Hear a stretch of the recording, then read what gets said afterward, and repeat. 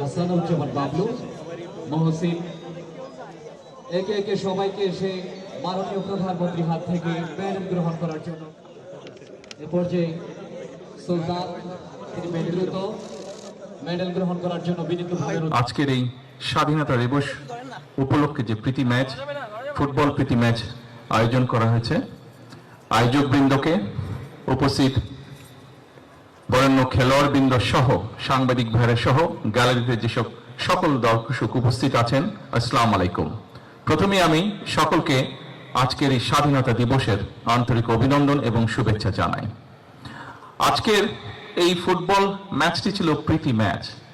তবে এখানে আপনারা যারা উপস্থিত আছেন, আপনাদের কম বেশি সকলেরই ধারণা আছে যে আমরা আমাদের সরকারের পক্ষ থেকে এবং কিছুদিন আগে বাংলাদেশে যেই প্রত্যাশিত নির্বাচনটি অনুষ্ঠিত হয়েছে, সেই নির্বাচনের সময় আমাদের দলীয় ম্যানিফেস্টো থেকে আমরা বলেছি যে আমরা বাংলাদেশের ক্রীড়া জগতের নতুন প্লেয়ার আমরা তৈরি করতে চাই বিভিন্ন খেলায়, এবং পেশা ক্রীড়াকে প্রফেশনাল রূপ আমরা দিতে চাই। এবং সেজন্যই আমরা সিদ্ধান্ত নিয়েছি যে আমরা নতুন কুড়ি নামে যে অনুষ্ঠানটি ছিল, এখানে আমরা নতুন করে স্পোর্টসকে আমরা চালু করতে চাই।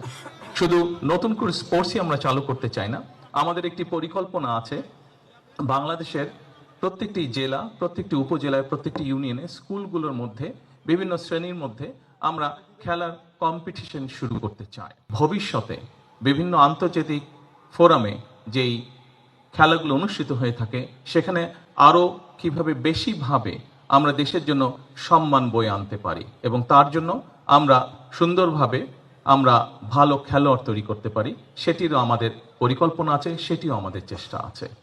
আজকের এই স্বাধীনতা দিবসে আসুন আমরা সকলে সিদ্ধান্ত নেই, আমরা সকলে চেষ্টা করি, যারা আমরা বিভিন্নভাবে বাংলাদেশের বহু মানুষ আছেন যারা ক্রীড়ার সাথে প্রত্যক্ষ বা পরোক্ষভাবে জড়িত আছেন, তাদের সকলের কাছে অনুরোধ থাকবে, আসুন আমরা বাংলাদেশের ক্রীড়া জগৎটিকে সুন্দরভাবে, দলমতে নির্বিশেষে সুন্দরভাবে আমরা এই ক্রীড়া জগৎটিকে গড়ে তুলি।